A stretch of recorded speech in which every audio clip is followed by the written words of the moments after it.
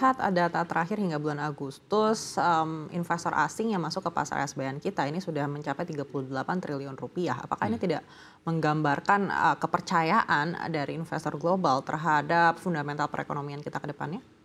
Oke, memang angka 38 triliun itu kalau kita lihat angka yang cukup bagus ya sebenarnya. Akan tetapi kalau kita membandingkan secara historis, kepemilikan asing saat ini terhadap total SBN yang beredar itu hanya sekitar 14%-an, kurang dari 15%.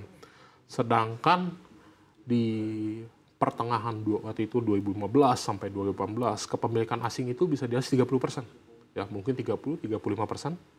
Nah, jadi kalau kita lihat itu sebenarnya adalah yang kita baca, asing sudah mulai ada confidence terhadap prospek pasar surat utang Indonesia, akan tetapi mereka belum seoptimis pada masa 10 tahun yang lalu. Nah, tentu disebabkan karena salah satunya adalah kebijakan penerbitan SBN selama masa COVID, ya, yang menyebabkan total SBN beredar kita naik 2 kali lipat, ya, naik 2 kali lipat hingga sekitar 5.800 triliun rupiah. Nah, jadi dengan kondisi ini mungkin yang asing juga mau lihat adalah dari sisi kebijakan, stabilitas kita akan seperti apa, terutama stabilitas fiskal dan makro. Dari sisi kestabilan rupiah, juga kebijakan terhadap current account defisit akan seperti apa. Dan yang terakhir adalah kebijakan Bank Indonesia sendiri. Ya, dengan pembelian sebanyak itu hingga mencapai 25% dari total SBN yang beredar, kira-kira apa yang mau dilakukan Bank Indonesia berikutnya? Bagaimana Bank Indonesia akan melepaskan SBN itu di masa mendatang? Nah, mungkin itu yang membuat investor asing, walaupun optimis, mereka optimis dengan hati-hati.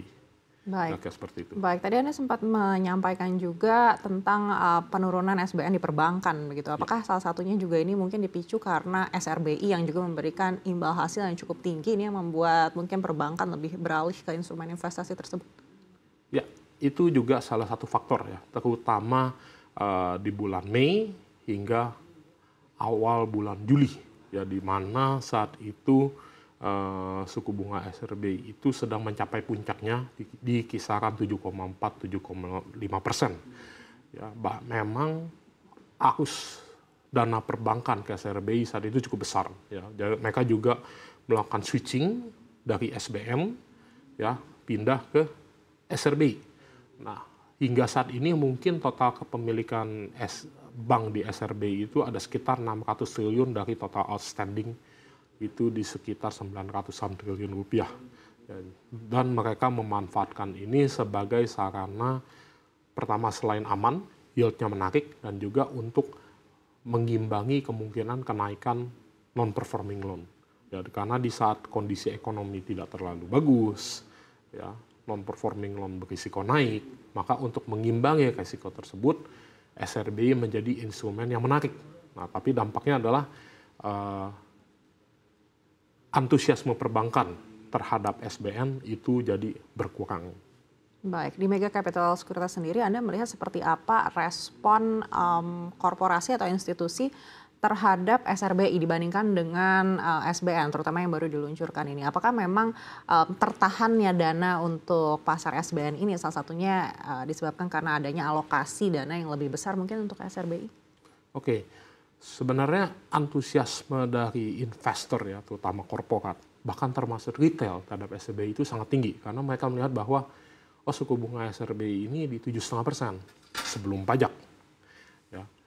Dan tidak ada deposito yang bisa mengimbangi angka tersebut.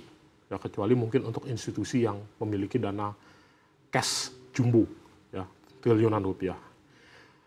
Nah, akan tetapi bila hal ini dibiarkan, maka suku bunga deposito perbankan pasti akan mengejar SRBI. Dan BI sudah melihat hal ini, kemungkinan itu terjadi, sehingga melakukan pembatasan penjualan SRBI dengan mengatakan bahwa SRBI ini adalah bukan instrumen investasi, tetapi instrumen penjaga kestabilan moneter. Sehingga BI mengeluarkan semacam whitelist bagi investor yang dianggap layak untuk membeli SRBI.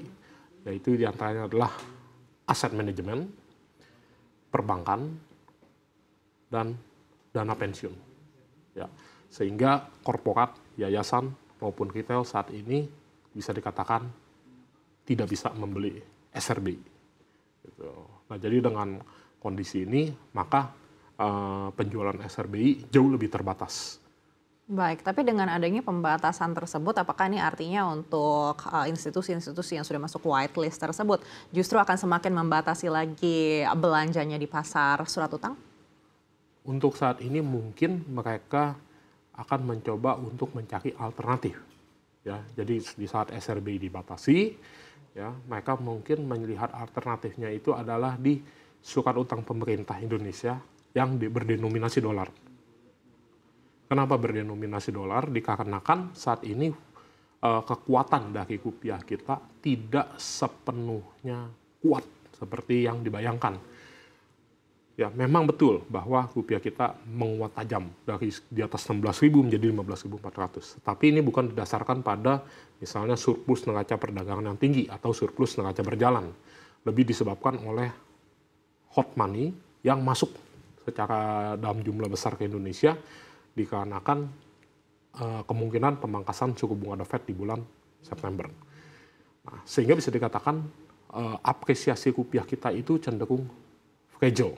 Nah, untuk menjaga posisi aset mereka di tengah hot money yang deras dan kemungkinan koreksi rupiah mungkin ke 15.800 atau mungkin 15.900, ya, maka banyak institusi dan juga retail yang mulai mempertimbangkan untuk masuk ke obligasi dolar. Nah, sehingga dengan ada pembatasan SRB ini, maka mereka berpikir untuk mencari aset-aset US dollar.